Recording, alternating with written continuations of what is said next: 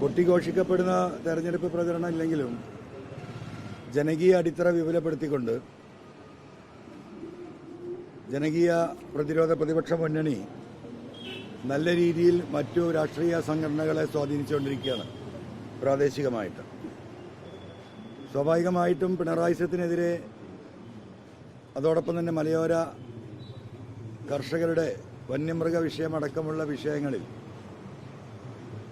മുമ്പും ഞാൻ ഉയർത്തിയ വിഷയങ്ങളിൽ വ്യക്തിപരമായിട്ട് പിന്തുണ നൽകിയിട്ടുള്ള പാർട്ടിയും പ്രവർത്തകരുമാണ് നിലമ്പൂരിലെ JDS പ്രവർത്തകരും അതിൻ്റെ ദേശീയ കൗൺസിൽ അംഗമായിട്ടുള്ള ഇസ്മയിലും. നമ്മൾ ഒറ്റയ്ക്ക് പോരാട്ടം നടത്താൻ തീരുമാനിച്ച ഈ ഘട്ടത്തിൽ ആ തീരുമാനത്തെ അംഗീകരിച്ചുകൊണ്ടും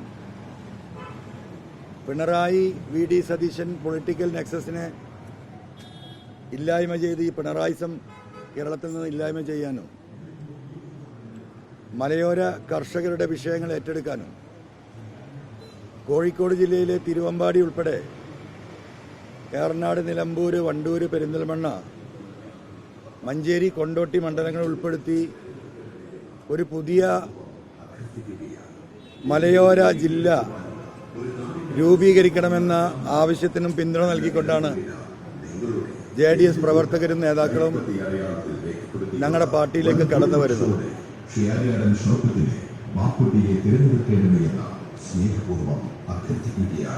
അതിനുള്ള ഒരു യോഗമാണ് ഇവിടെ ചേരുന്നത്.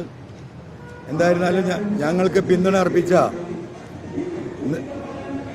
ശ്രീ എരഞ്ഞിക്കൽ ഇസ്മായിൽ JDS, നമുക്കറിയാം ദേശീയ തലത്തിൽ BJPയുമായി സഖ്യമാണ്. കേരളത്തിലെ JDS നമ്മുടെ മന്ത്രി കൃഷ്ണൻകുണ്ണിയേട്ടൻ ഉൾപ്പെടെയുള്ളവർ ഇവിടെ CPMന്റെ LDFലാണ്. ഇതാണ് രാഷ്ട്രീയം.